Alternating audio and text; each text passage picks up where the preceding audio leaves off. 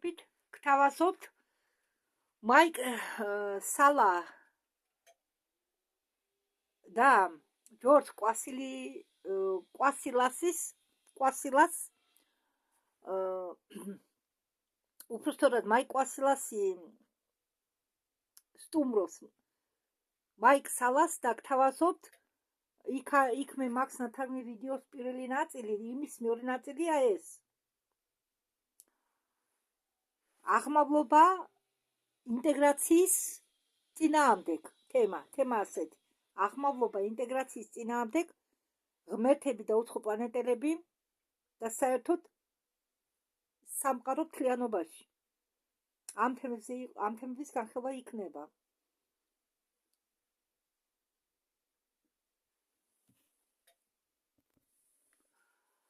მაიკ სალა მოესალმება ჯორჯ კვასილიას და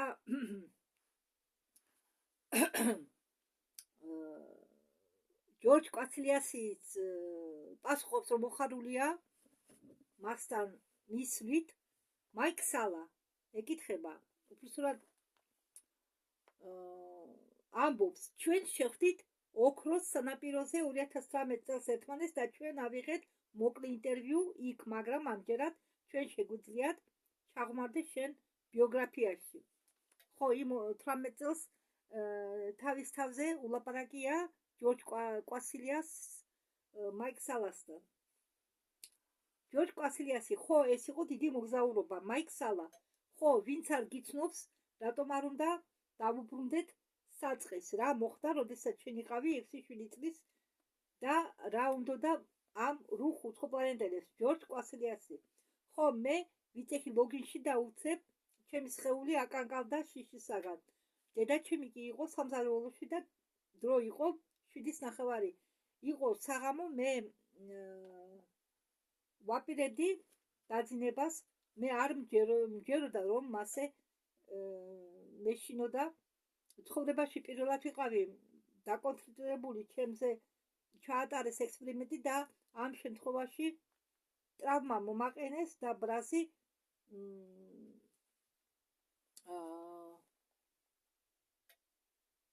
შეიქმნა ჩემ ცნობიერებაში.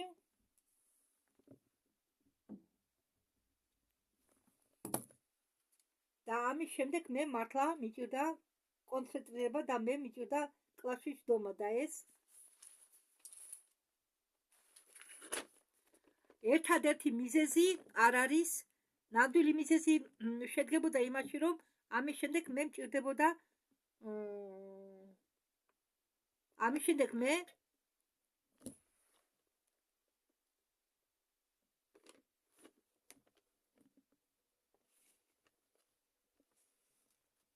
რა დავწერე აქა? შემექნა გამოცდილება ურთიერთობების სხვა არსებებთან, რომლებმაც ცხოვრების შესახებ რაღაც დამანახეს. შემდეგ მე ვზივარ კლასში, წინა დღით კი საღამოს მე ვიყავი ბავშვებთან ერთად შრომის ოთახში, სადაც მეცადინეობდნენ ტელეკინეზით და კიდევ რაღაცით. შემდეგ ბრუნდები კლასში, შემდეგ მე საქმე მაქვს მეცნიერების ვერსიასთან, სამეცადინო პროგრამების მეცნიერულ ვარიანტ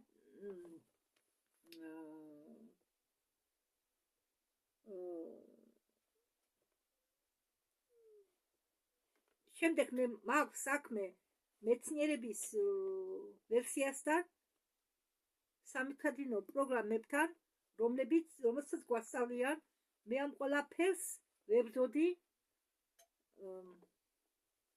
მაიკ სალა, შენ ახსენე, რომ შენმა მშობლებმა ეგვიპტეში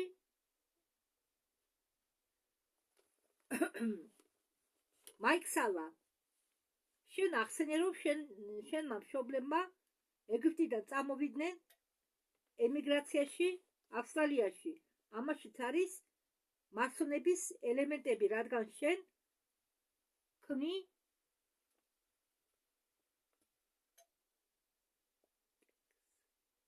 კონტექსტ, რატომ ქონდა შენ მთელი ეს საინტერესო გამოცდილება ჯორჯ კვასილიანსი. ხო, მამაჩემი იყო ამაში ძალიან ჩათრეული. მაგათმა გადავიდნენ ემიგრაციაში სადღაც 1957 წლის აგვისტოში. მათ მოუწიათ ეგვიპტიდან გაქცევა ისევ საბერძნეთში ხელისუფლების დაპყრობის შემდეგ არაბული ქვეყნებით.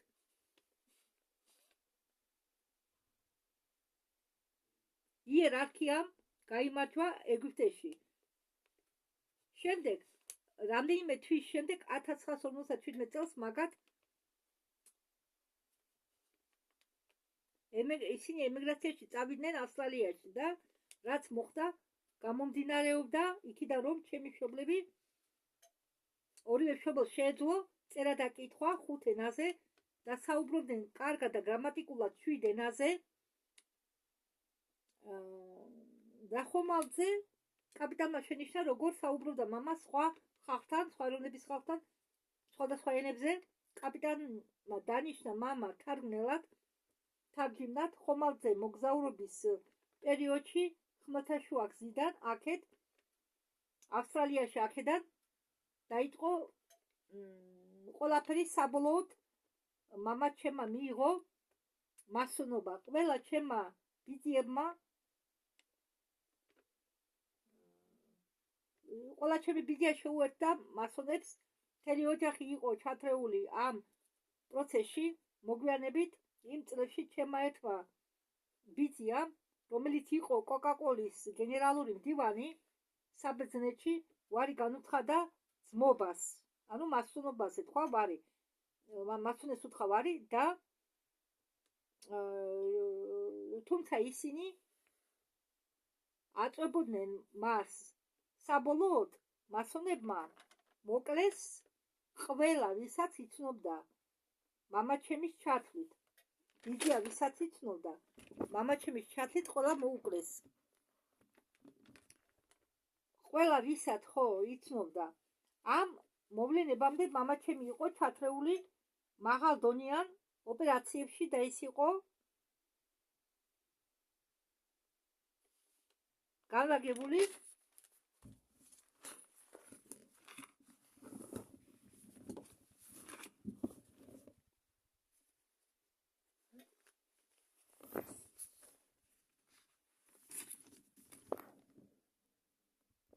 მოგიყვანთ ერთ მაგალითს.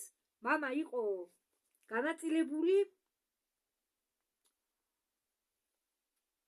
რაი პატერსონში სამხედრო სახაერო ბაზაზე აგაიას შტატში და ის იყო ბრწყინვალე კომპიუტერული ტექნიკოსი. მაგ დროს მეც მომაქციეს ყურადღება როგორც მამის შვილს და ყველაფერი დაიწყო აქედან. მაიქსალა და შენ გაქვს ეს გამოცდილება, შენ ხარ 7 წლის არა გამონაკლისი რომ შენი გამოცდილება და გენეტიკა წარმოადგენს ინტერესს რუხებისთვის. და რა მოხდა ამის შემდეგ? ქონდა თუ არა კიდევ მათთან ურთიერთობა? ჯორჯ კვასილიანსი. დიახ, საგვარეულო მამის ხასიდან ადის 1340 წლამდე, ესე იგი მამის მხრიდან საგვარეულო ადისო 1340 წლამდე.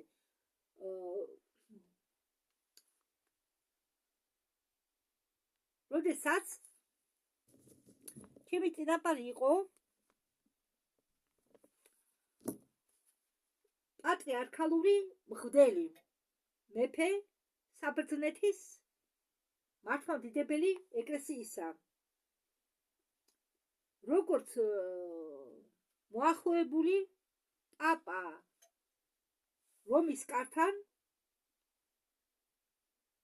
კათოლიკური ეკლესიისა ოჯახს აქვს სამეფო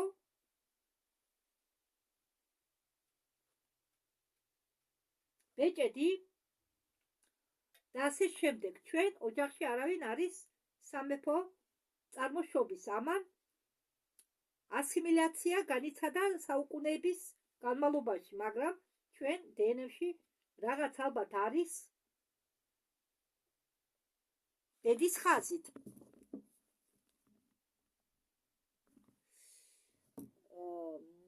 კი 300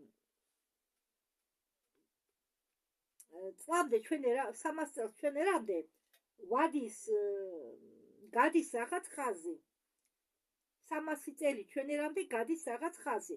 როდესაც ჩემმა წინაპარმა ააშენა კარიბჭეები ქალაქ კონსტანტინოპოლში, აქ ხდება ბევრი რაღაც რა ეხება საგვარეულო ხაზს. ჩემი წინაპარი ესწრებოდა ნიკეის ტაძარში, როდესაც კონსტანტინემ შექმნა სახელმწიფო რელიგია ქრისტიანობა. ასე რომ ეს იყო ძალიან საინტერესო ფონი, როდესაც ეს საგვარეულო ხაზები ორივე გაერთიანდნენ და მე გადავწყვიტე განსახიერება მათში ამ დროს. მაიქსალა, კარგი, მაშ რუხებმა მაინდამაინც შენ რატომ აგირჩიეს? შენ ახსენი, რომ მაგათმა გამოგიგზავნეს გაფრთხილება იმის შესახებ, რომ თუ ჩვენ ფრთხილად არ ვიქნებოდით, როგორც ცივილიზაცია, ჩვენ ისეთივე შეიძლება გახდეთ, როგორც ისინი, მას რაც გულისხმობდნენ ისინი. ჯორჯი, არიან რუხების სხვადასხვა სახეობა, მე მინდა მივიღო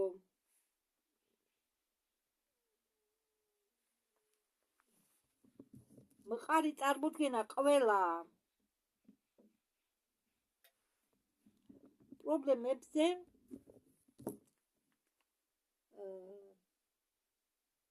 რუხებზე, ჩემი თვალსაზრისით, ჩემი გამოცდილებიდან გამომდინარე, ვინც მოვიდა დამითხრა მე ეს, როდესაც ვიყავი მოზარდით და ვთამაშობდი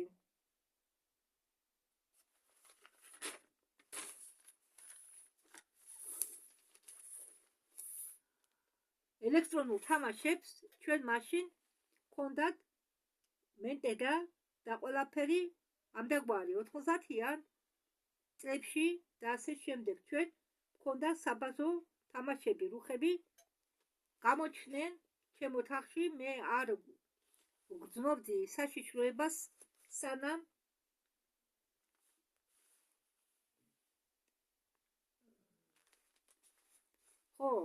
სინამდვილეში მე ვგრძნობდი კეთილგანწყობას მათ მხრიდან. მაგათმა მითხრეს, რომ თუ მე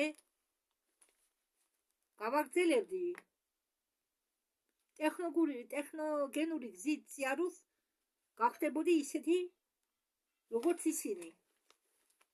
ისინი კონკრეტულად რუხების ჯგუფი, რომლებიც იმ დროს მოვიდა, იყვნენ ადამიანები იმ მომენტისთვის, სინამდვილეში ისინი არიან წარმომადგენლები მათი, ვინც გამოეყო საერთო ცივილიზაციას.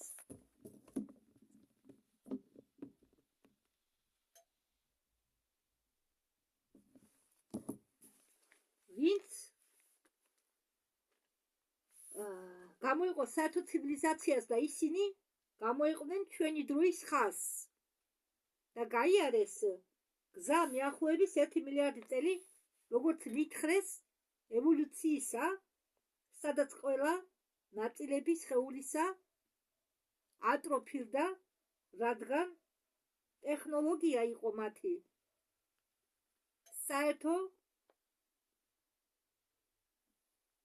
ფოკუსი და ამიტომ ტექნოლოგია მათ მაგივრად აკეთებს ყველაფერს. ერთადერთი კუნთი, რომელიც მართლა განვითარდა, ეს თავის ქალა, რადგან მათი ყურადღება კონცენტრირდებოდა ცნობიერებაზე, ინტელექტზე, ცოდნაზე, ინფორმაციაზე. ახლა ისინი ამას წუხან, ნანობენ და დაბრუნდნენ, რომ გადააკეთონ თავიანთი ცხოვრების წესი. ესე იგი, ეს რუხების კატეგორია გამოეყო თურმე თავის დროზე ჩვენი დროის ხაზს, შეუქმნია თავისი დროის ხაზი და წასულა ტექნოლოგიური გზით.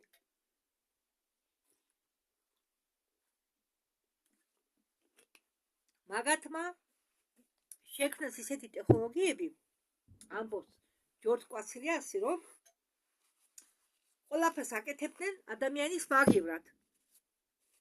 და რადგან ყველაფერს აკეთებდა ტექნიკა ადამიანის მაგივრად, ატროფირდა მათში, როგორც ადამიანებში, ატროფირდა ყველაფერი, ყველა ორგანოები, ყველა სხეულის ნაწილი. როდესაც ხო ადამიანმა მაგალითად ახალი ენერგიებია და ზოგი საჭმელს არ ჭამს, ვისაც მაღალი ენერგიები აქვს. აი მაგალითს მოგიყვებით, ცოცხალ მაგალითს არის ერთი ქალი ეთიოპიაში თუ სადღაც არ მახსოვს ზუსტად, რომელმაც მიატოვა საჭმლის ჭამა. არა, ის დღემდე ცხოვრობს, ცოცხალია, ჯანმრთელია, არც ანორექსია ჭირს, არც რამე პრობლემები გამოუვლინდა უჭულობის გამო. არა, პირიქით. და მე ვფიქრობ, აი ის ქალი არის მაღალ ენერგეტიკული არსება. მე ასე ვფიქრობ. და როდესაც ადამიანს აქვს მაღალი ენერგიები, ის საკვებს არ ითხოვს, აგრეთვე ვისაც აქვს შავი ძალა, შავი მაგიის ფლობელი, ვინც არის შავი ძალის ფლობელი, ისინიც არ ჭამენ სხვათა შორის, მათ შეუძლიათ დიდხანს გადლოს საკვების გარეშე და არაფერი მოუვათ. მე მომყავს ისეთი მაგალითები, რაც რეალურად არსებობს. არიან ასეთი ადამიანები, ზოგი პლანეტი იკვებება, ხო და ამ რუხებს სხეულის როგორ გითხრათ, სხეული გადასხვაფერდა, სხეულის ბევრი ნაწილები ატროფირდა, ერთადერთი რაც მათ დარჩათ და განუვითარდათ, ეს არის თავის ქალა და ტვინი. რატომ?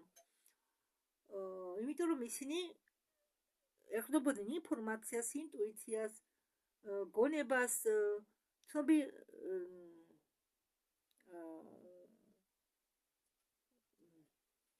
сознание. და მოვიწყდა. ეთიტუთით сознание. ცნობიერებას და ასე შემდეგ. მაიქსალა ეკითხება, ეს კარგია, რას ფიქრობ შენ, ეს რამდენად ზუსტია? მე გულისხმობ იმას, რომ ხალხი ლაპარაკობს, რომ რუხებს აქვს სახელი, რომელიც მიახლოებულია galaktikis სამყაროებს. ამბობენ, რომ ისინი უყვებიან მათ ისტორიას, იმაზე, რომ ჩვენ ვიტანჯებით რაღაც გენეტიკური დაავადებების გამო და მოვედით აქ იმისთვის, რომ გვინდა თქვენმა გენეტიკამ დაგვეხმაროს ამ პრობლემის მოგვარებაში, რომელიც ჩვენ შექმნით სადღაც ჩვენ წარსულში, მომავალში ან სადაც არ უნდა იყოს, გჯერათ თუ არა ჩვენ ამ ისტორიის. ხო, მაიქსალა ეკითხება ჯორჯ კვასილიას, რუხები უყვებიანო, galaktikაში უყვებიანო, რომ ჩვენ რაღაც ვირუსი შეგვეყარაო, რამაც ჩვენ ძალიან შეგვცვალაო, ჩვენი გენეტიკა შეცვალაო, ჩვენ გვინდაო ჩვენი გენეტიკის შეცვლა, გენეტიკის გამოსწორება და ამიტომ დაბრუნდითო წარსულში, რომ ჩვენ დაგვეხმარონო ჩვენი გენეტიკის აღდგენაში. და ეკითხება ჯორჯის, შენ რამდენად ფიქრობო, შენ რას ფიქრობო, რამდენად სწორიაო მათი ისტორია?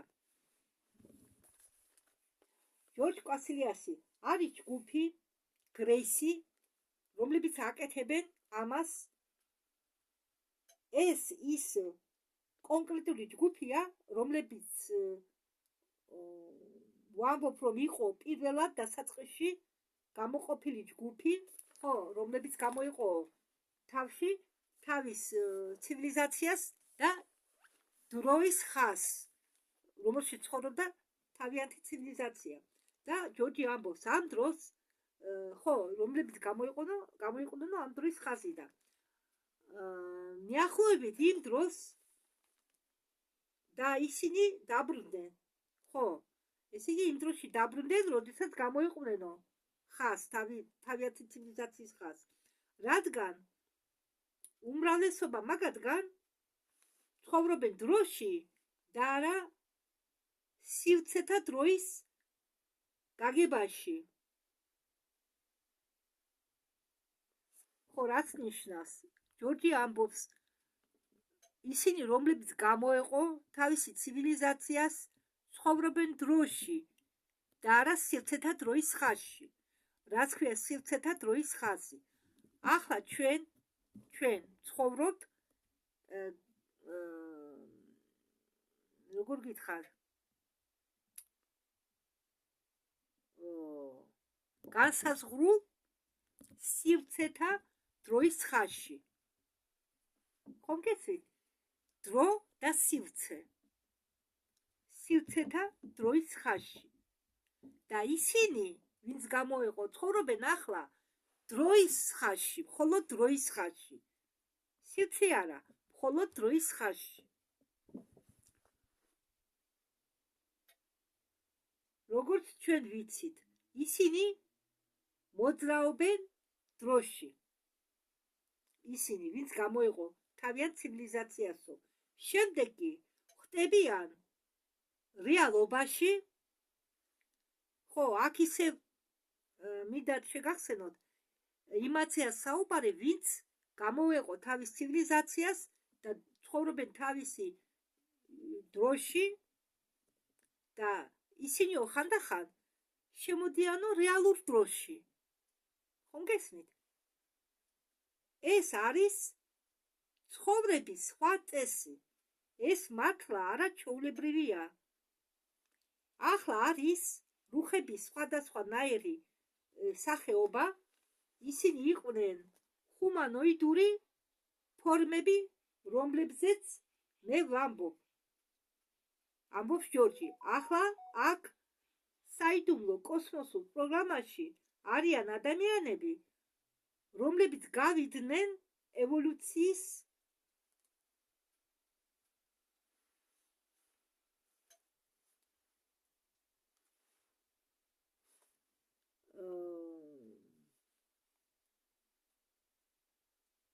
ხო, რომლებაც გაიარესო ევოლუციის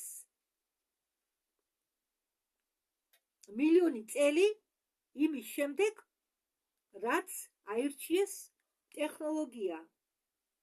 ტექნოლოგიურობა და ისინი დაბრუნდნენ.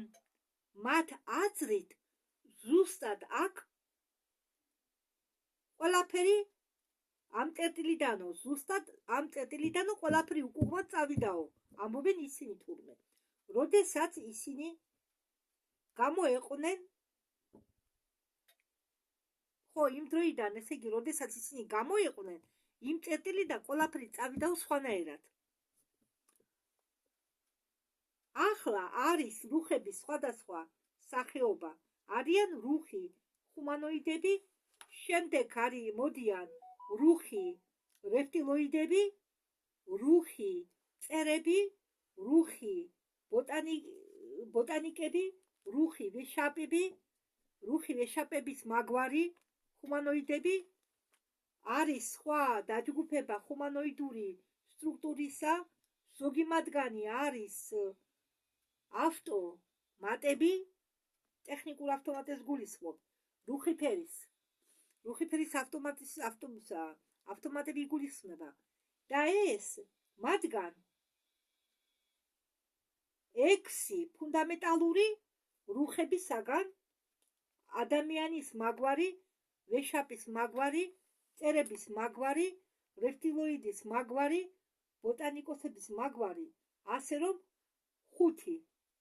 შემდეგ ხდება ყველაფერი რუხების ხდება ყველა რუხების განშტოება 8 ფუტის სიმაღლის, 6 ფუტის სიმაღლის, 3 ფუტის სიმაღლის რუხები არსებობენ. ეს ჰუმანოიდური სტრუქტურა იყო განვითარებული სიღრმისეულად სამუშაო რასა ან სხვა რასა,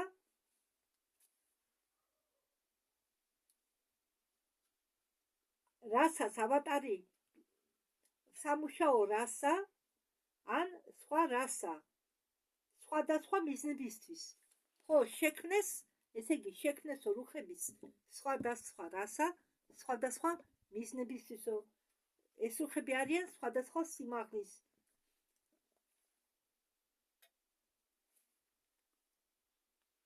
მე უბრალოდ მინდა გითხრათ, რომ არსებობს ბევრი ვარიაცია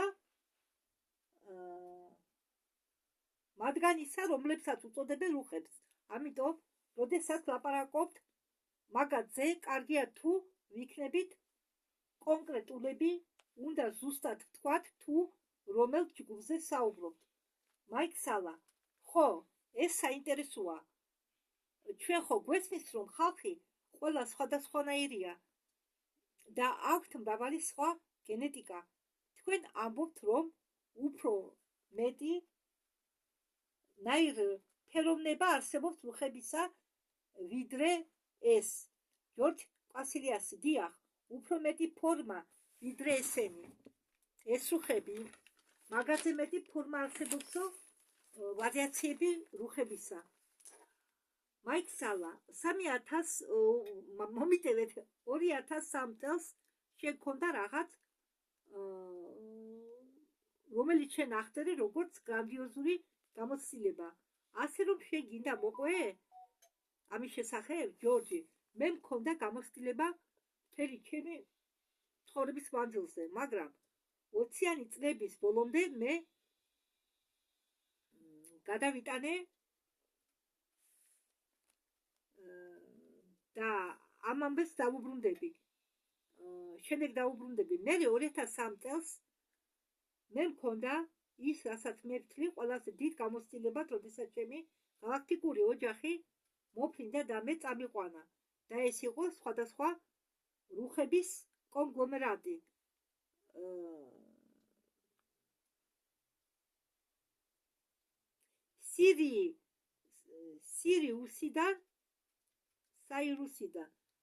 საირუსიდან უფრო ხო, ძმა საირუსიდან, უფროსი ძმა, ამას ყოლია ძმა საირუსში და უფროსი ძმა საირუსიდან იქ არიან პლეადინელები, აქტურიანელები, იყო მშენებლები, რომლებიც დაბრუნდნენ სახლში, როდესაც მე გამოვედი შატლიდან, ხომალდიდან, მთავარ ხომალდზე მე მივდიოდი ჩემი ძმის უკან და ბევრი მათგანი იყო ჩაცმული ბეჟის ფერი მანტიაში. ხომალდი, რომელზეც მე მოფრინდი, არ იყო დამზადებული, ის გამოვლინებული იყო და ზუსტად მასე მუშაობთ ამ ვიბრაციული დონიდან. სისტემა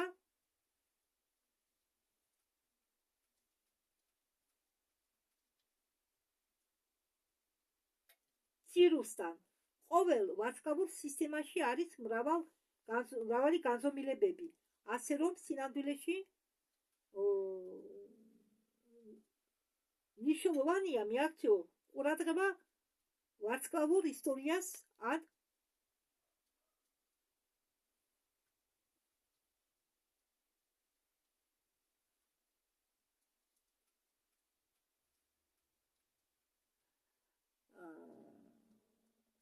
რაღაცისგან გამომდინარე განზომილებებიდან და არა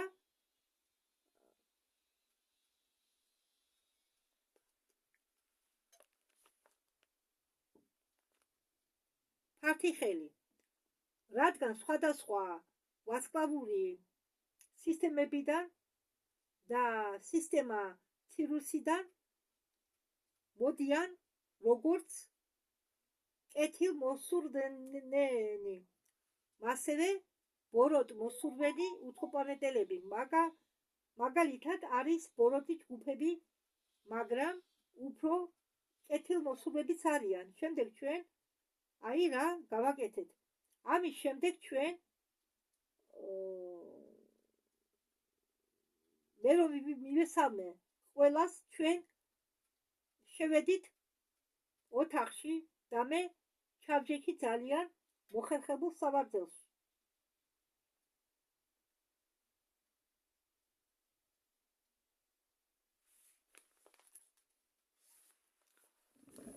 ხო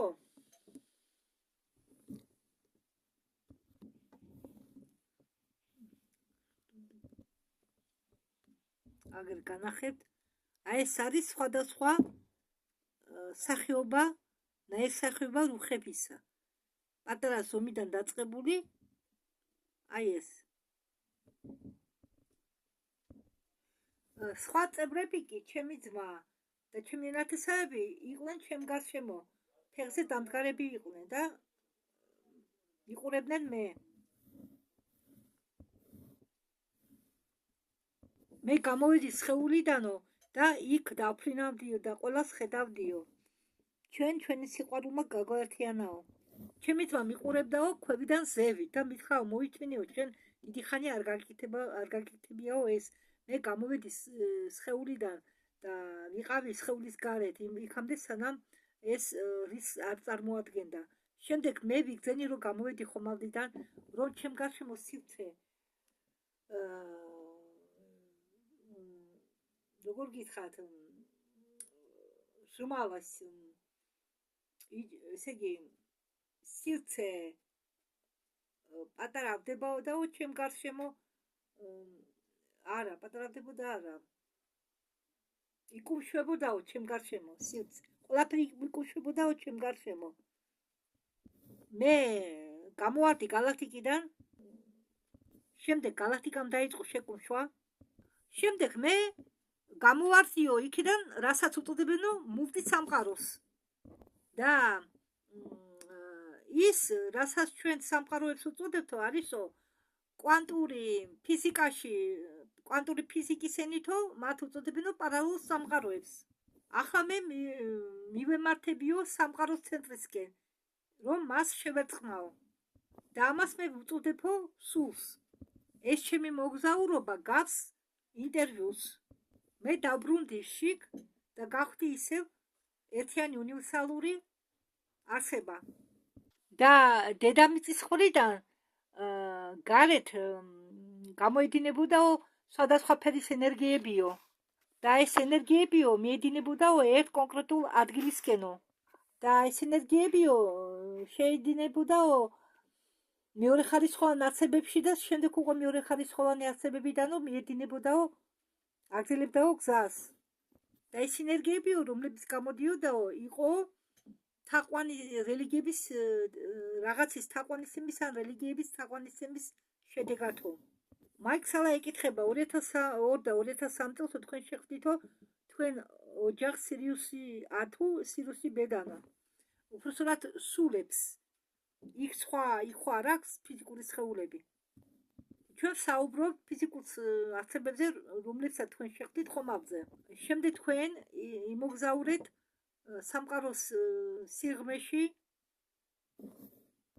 მე მინდა უბრალოდ გავერკვეო ან დავადასტურო თუ სინამდვილეში თქვენ გქონდათო ფიზიკური კონტაქტი ამ არსებებთანო და როგორც თქვენ აღწერეთო შემდეგ ეს ყველაფერი გადაიქცაო ცნობიერების მოგზაურობათო ჯორჯი კვასილიასი ამბობს რომ ეს იყო ყოფის მოგზაურობაო ცნობიერების მოგზაურობაო როდესაც ჩვენ არ გვაქვს ცოდნების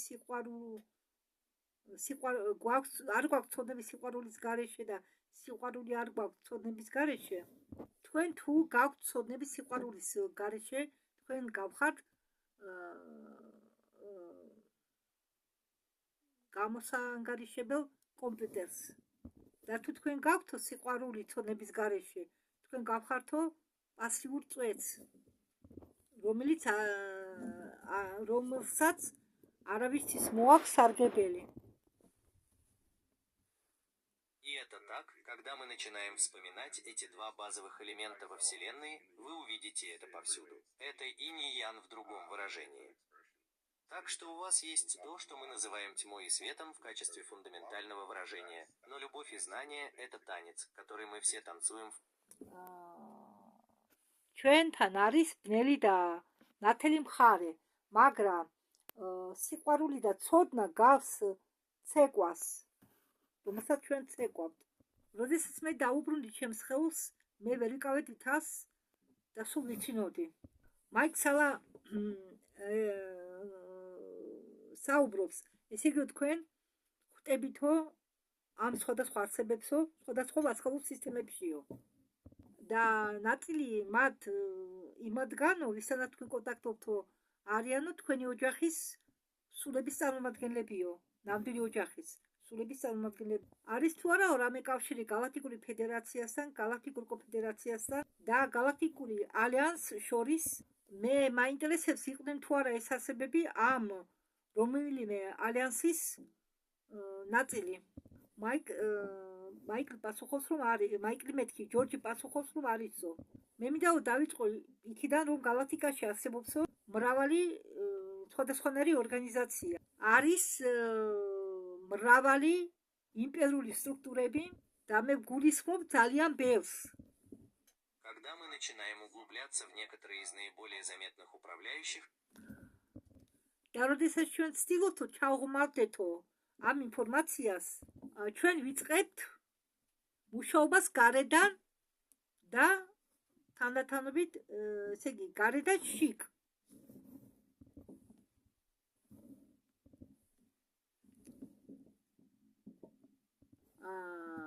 ბირთვში ჩვენ გვიდევს გალაქტიკური გონება, გალაქტიკური ცნობიერება და ამ გალაქტიკის ბირთვთან ახლოს იმყოფებიან ოღონდ ფიზიკურ დონეზე კი არა, ენერგეტიკულ დონეზე ქალთა ენერგეტიკული არსებები, რადგან ეს გალაქტიკა არის ქალური სქესის მომიტევეთ მდედრობითი სქესის, აი რატომ ვუწოდებთ ჩვენ გალაქტიკას ირმის ნახტომს. იცით რა მინდა გითხრათ, მე რუსულად, ესე იგი, არის ჩვენ სადაც ვართ გალაქტიკა, მაგ გალაქტიკას ქვია რუსულად მლეჩნი პუც. რაც პირდაპირ გაგებით რომ გადათარგმნო, მლეჩნი, ესე იგი, რძისფერი. რძისფერი გზა. რძისფერი. ესე იგი, ძესთან გვაქვს დედის კეთთან, ასე ვთქვათ, ასოციაცია, მაგრამ ქართულად ამ გალაქტიკას ქვია ირმის ნახტომი. ამიტომ მე თუ დედობრივ გზნობებზე ისაუბრებს აქ ჯორჯი, არ გაგიკვირდეთ, რადგან ინგლისურად კიდე ირმის ნახტომს სულ სხვა სახელწოდება აქვს და სხვა გაგებაც. ჯორჯი ეუბნება მაიკლს, ხომ იციო, ირმის ნახტომი თეთრად მოჩანსო ცაზე. და ეს ქალთა არსებები ფლობენ მაღალი იერარქიული სტრუქტურით. ვარსკვლავურ სისტემაში, ცირუსში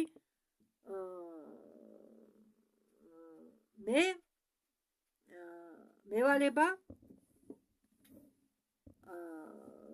მე მაქვსო განსახიერება პლეიადებში, ადირეში, ჩვენთაგაც ბევრს აქვსო განსახიერება ამ გალაქტიკაში, რომლებიც პარალელურად გადიანო თავის ცხოვრებას და ჩემი ნაწილიო, ჩემი თავის ნაწილიო ასრულესო დიპლომატიურ როლს, რომელიც დაკავშირებულია ამ მზის სისტემასთან და დედამიწის შორის. საირუსის კავშირები და პლეიადელების კავშირები დედამიწასთან, ჯორჯი დედამიწას უწოდებს დედა სოფიას.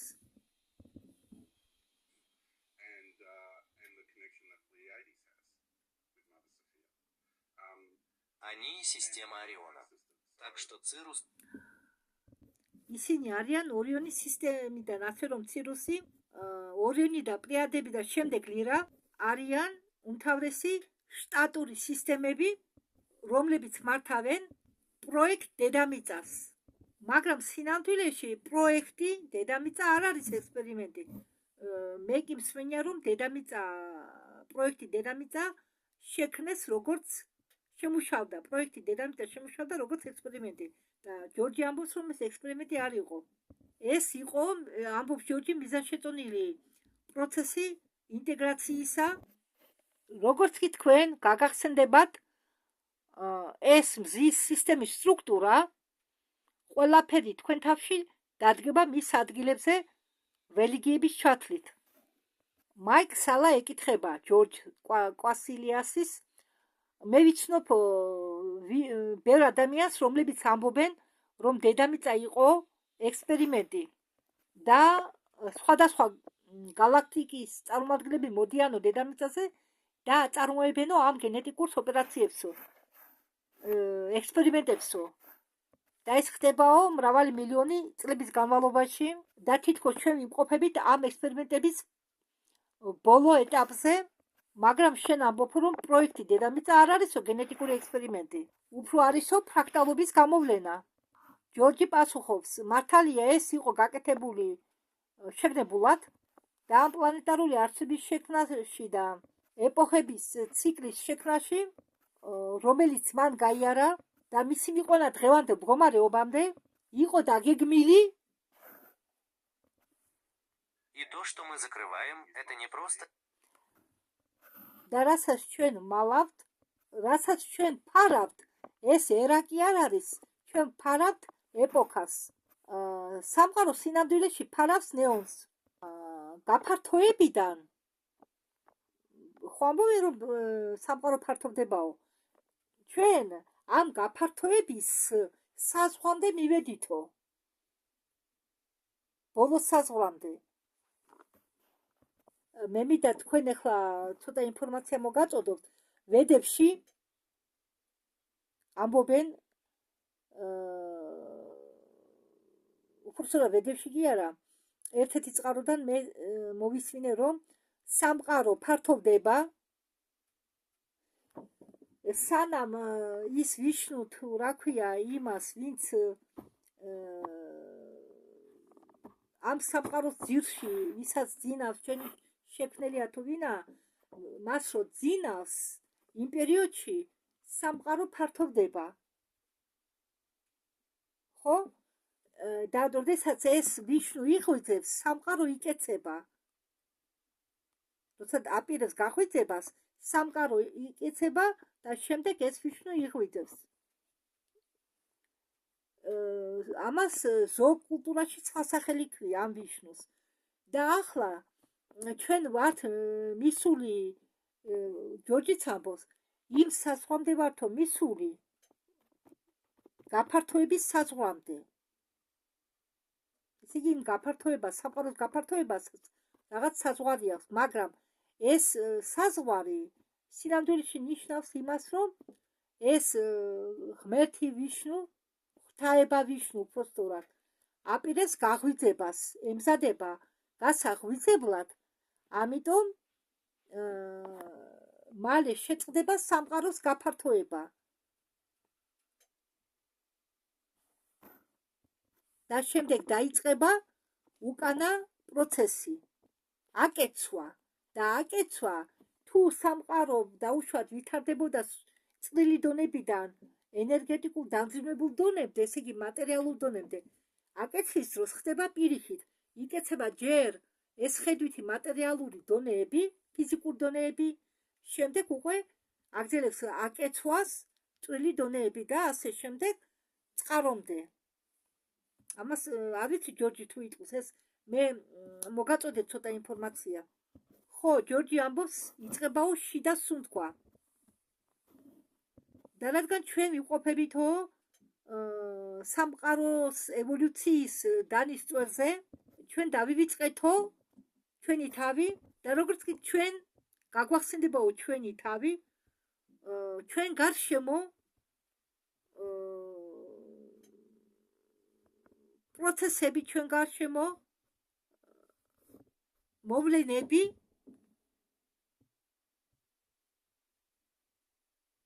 შეხედვა რა ჩვენ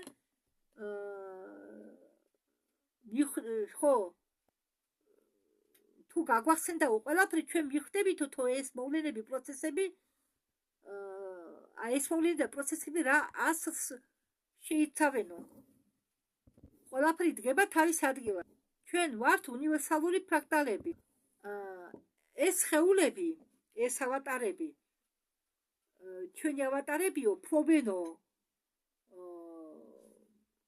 გენეტიკით და აქვენო შესაძლებლობა ესე იგი ჩაიტიონო თავისში ჩაატიონო თავისში მთელი უნივერსალური გონება მთელი სიყვარული და მთელი სინათლეო და რაც კი მისაწვდომიაო ჩვენთვის ყველაფერი ინტეგრირებსო ამ ჩვენ ავატარებში და ამაში შედგებაო ადამიანური ავატარების შექმნაო და იმის შემდეგ რაც სხვადასხვა ჯგუფები მოფრინდნენ დედამიწაზე და ჩაერიენ ამ საქმეში ჩაერიენ ჩვენ გენეტიკაში და გაუკეთენ მათ მოდიფიკაცია იმპერიული მიზნებით სხვებთან ჯორჯი ამბობს რომ ჩვენ ვართ უნიკალური ემბრიონები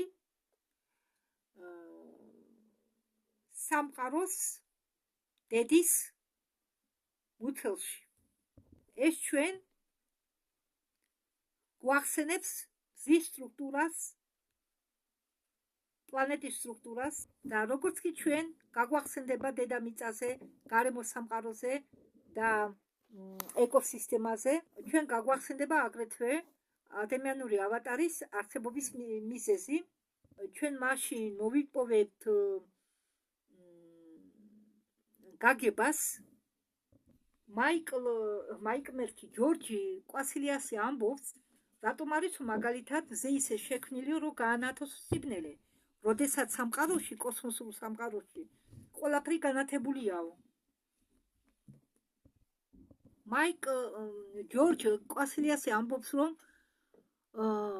მთვარის ხომალდი პლეიადებისა, რომლებიც არიან წარმოშობით მაიიდან, გალაქტიკა მაიდან, უბრალოდ ვარსკვლავური სისტემიდან მაიდან და ეს ხომალდი გამოიყენებოდა ცხოვრების დასათესად ჩვენ ტერიტორიაზე. და ეს ხომალდი გამოიყენებოდა იმისთვის, რომ ეკოსისტემა დაეთესათ. ამიტომაც ბევრ პლეიადენელებს უყვართ ბუნება. ამიტომაც პლეიადენელებს უნდათ გადაარჩინონ ხეები და ასე შემდეგ.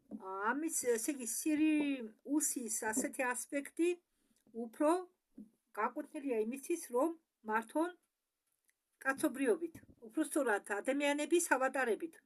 მთვარე მოვიდა და დაეხმარა გარემოს თესვაში, სიცოცხლის დათესვაში და აგრეთვე აქ მონაწილეობდა კონგლომერატის, რომელიც შედგებოდა სხვადასხვა რასებისაგან. არქტურიელებმა თავისი როლი ითამაშეს, ლირიანელებმაც თავისი როლი ითამაშეს და კოსმოსური რასების სხვადასხვა წარმომადგენლებმა თავისი როლი ითამაშეს დედამიწასთან დაკავშირებით და ეს მთვარე ბევრჯერ დაფრინავდა პლეიადების და მიწის შორის. შემდეგ კი, როდესაც იმპერიამ გაიგო თუ რა ხდება დედამიწაზე, მოფრინდა იმისათვის, რომ მზის სისტემა დაეპყრო და ჯორჯი კვასილიასი ამბობს, რომ იმ დროისთვის, როდესაც იმპერია მოფრინდა დედამიწის დასაყურებლად, იყო გასახერებული პლანეტა მალდეკზე, რომელიც ახლა არ არსებობს. მე მყავს მეგობარი, რომელსაც ახსოვს ის მომენტი და სხვა მეგობრებიც ყავსო, რომლებსაც ახსოვსო მალდეკის ბოლო წუთები. ჩვენ გამოვიყვანეთო ბოლო ხალხი მალდეკიდან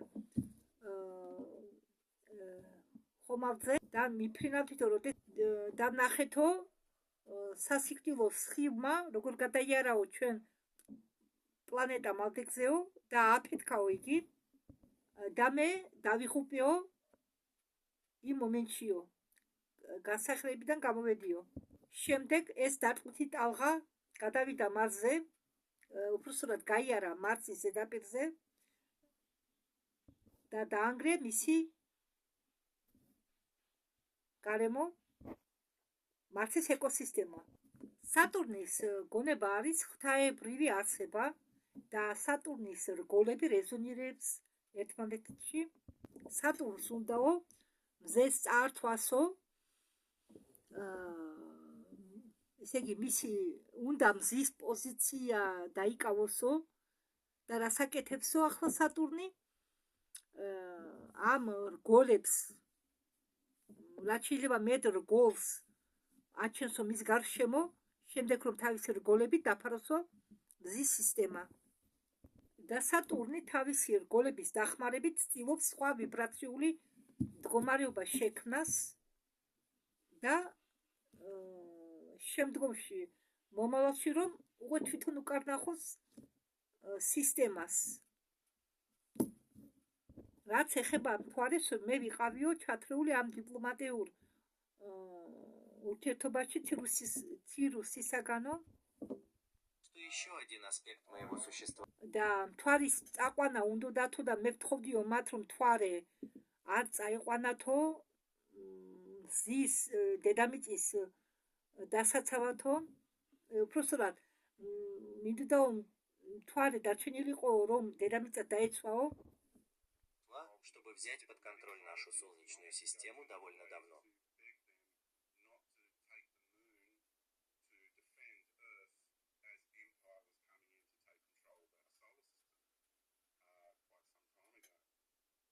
Я собираюсь предположить и сказать, что это произошло где-то около 48 лет назад, где-то там. И поскольку иерархия с Марса пришла на Землю и установила... რადგან იერარქია მოვიდა მარსიდან და დედამიწაზე დაამყარა линию королей Горасов, который...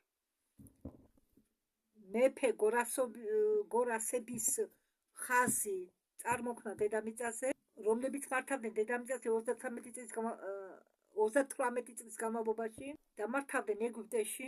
შეხომით რომ დიდი ხნის უკან ჩვენ დაგვიყვეს მარსიანელებმა. იქ როგორ შენიცი არის რაცხა ჰუმანოიდური, რეპტილოიდური წყლის რასა და მათ აქვთ პირდაპირ ესე იგი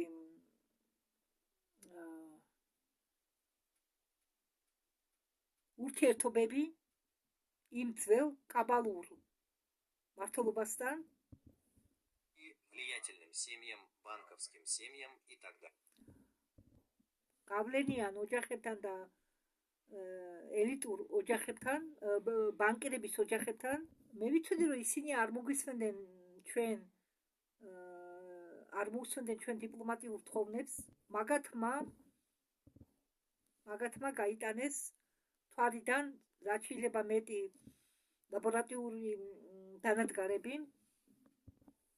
ახლანდელი მთვარი გამოიყენებოდა იმისთვის რომ თვალყურ ედნები და დედამიწისთვის აგრეთვე იყო გატაცებული სხვა ხომალდებიც და მთვარეებიც სამწუხაროდ.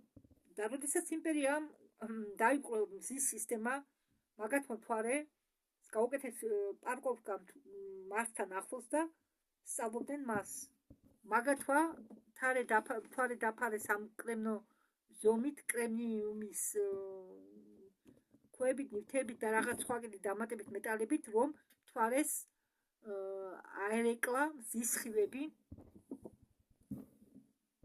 სამწუხაროდ მთვარეს ახლანდელ მთვარეს ჩვენ ვიცნობთ როგორც ყინულოვან დედოფლად, მაგრამ ადრე ის იყო დედამიწის სნაირი, დაფარული ტყეებით, გორებით, მთებით, უბრალოდ და გორაკებით. ძალიან ლამაზი იყო. შემდეგ მაგათმა დამპყრობლებმა დააბრუნეს დედამიწა მეთქი დააბრუნეს მთვარე დედამიწის ორბიტაზე. და როდესაც ეს მოხდა, იყო გაფრთხილებები და როდესაც მთვარე დააბრუნეს და დედამიწის ატმოსფეროში განალაგეს, ამან გამოიწვია გლობალური წარღვნა, ერთ-ერთი გლობალური წარღვნა. და როდესაც ეს მთვარე განალაგეს დედამიწის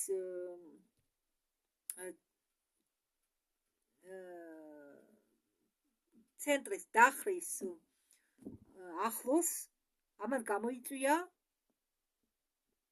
დედამიწის ორბიტიდან გადასვლა, ესე იგი დედამიწა რომ დაიხარა, ამაზე გავლენია იქონია იმ დროს მთვარის იმ მომენტში მთვარის დაბრუნება, განლაგება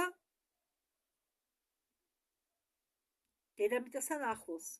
მთვარის სინამდვილეში აქვს ენერგეტიკული გავლენა დედამიწაზე და კავშირები დედამიწაზე, დედამიწის ენერგეტიკასთან და ახდენს ძალიან დიდ ზეგავლენას დედამიწის ეკოსისტემაზე.